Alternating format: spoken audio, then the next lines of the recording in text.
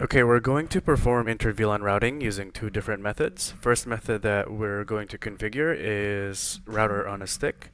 First, we're going to connect our PCs to the switch. So I have PC1 on VLAN 10. It has an IP address of 192.168.10.1/24, and we have a default gateway configured on it, which is 192.168.10.254. We're going to connect PC2 to our switch as well. And this one will be G02. PC2 belongs in VLAN 20, 192.168.20.1. So both PCs are in different network, which means that the switch won't actually be able to route packets from PC1 to PC2 because the switches does not know how to route packets through different networks. So we're going to go into the console of the switch. I have it opened here.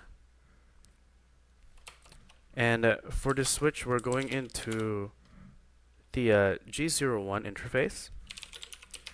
We're going to switch this interface into an access port. Switch port mode access. Remember that access port is a port that belongs to a single VLAN. And this specific access port belongs in VLAN 10, so switch port access VLAN 10. And we're going to do the same thing for interface G02. Switch port mode access, switch port access, VLAN 20. So now that we have our access ports configured, we're going to go into PC1. I have config. We have our IP address. Now if we try to ping PC2, 192.168.20.1, you will see that the ping is not going through. Again, it's because the switch does not know how to route packets to different networks. It can only send traffic or forward traffic to devices that is in the same broadcast domain. Okay, and we're gonna head back into our switch console, and we're going to connect our switch to our router. So G00 to G00. We're going to interface G00. Now, this interface that's connected to the router is going to be a trunk port because this trunk port will carry multiple VLANs. This is a port that VLAN 10 and VLAN 20 will use to reach the router. And from the router will route the packets to different networks. So switch port trunk encapsulation.1q, switch port mode trunk. That's it for now. And we are now going to head into the router. We're going to interface G00 and we're going to make sure that this interface is physically enabled by doing the no-shut command. And now we're going to configure sub-interfaces on G00. And in order to get to sub-interfaces, we're just going to do interface G00 dot and a number following the dot. So in this case, we're just going to make our configurations consistent. First, we're going to create a sub-interface that belongs in VLAN 10. So interface G00.10 and encapsulation.1q and 10 for VLAN 10. And we're going to give it an IP address of 192.168.10.254, which is the default gateway that we used for VLAN 10. I forgot the /24 mask here. And then we're going to interface G00.20 for VLAN 20, encapsulation.1q20, IP address 192.168.20.254, and /24.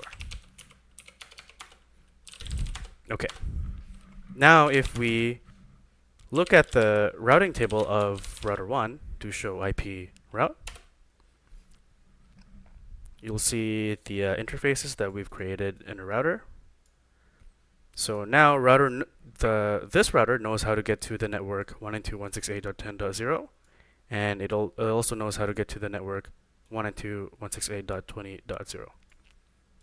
So if we try to ping from PC1 again, ping 192.168.20.1. So traffic should go to the switch, and from the switch it will forwarded to the router. And since the router knows how to get to this network, it will route it and forward it to PC2. And from PC2 back to the router and back to PC1. So let's go. And as you can see, the ping is now working.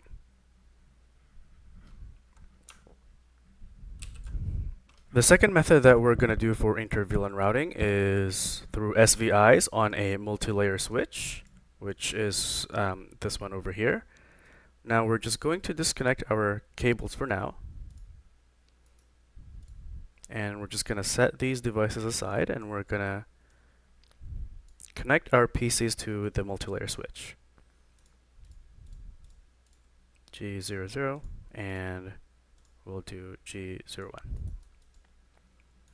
Now, a multi-layer switch is just a switch that has router functionality. So it's like a switch and a router all in one device. And we're going to go into multi-layer switch console, and then we're just going to head into configuration mode. We're going to go to interface G00.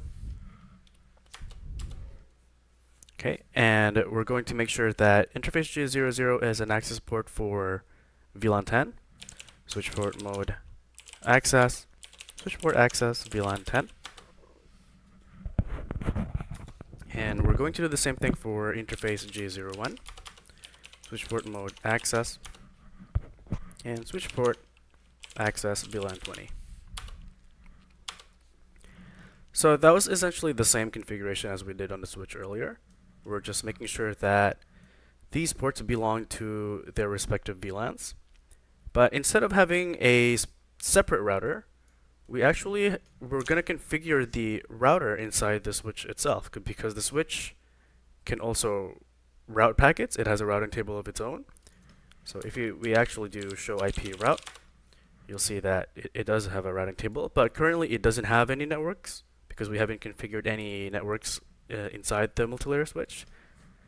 And in order to configure a network, we're going to do it through SVIs. SVI is a switch virtual interface. It's a virtual interface that is basically inside the router. So interface VLAN 10.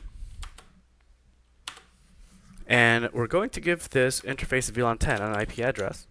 And it's going to be the IP address of the gateway for its respective VLAN. So interface VLAN 10 will be 192.168.10.254 and just a /24. So no shut. And this interface should come up. There we go. And now we're doing interface VLAN 20. And if we type in IP address 192.168.20.254, and it will be a /24. And no shut. And the interface is now up. Now if we check the routing table again, you will see two networks. Now it has routes to 192.168.10.0 for VLAN 10, and it has a route to 192.168.20.0 for VLAN 20. So now if we ping from our PCs,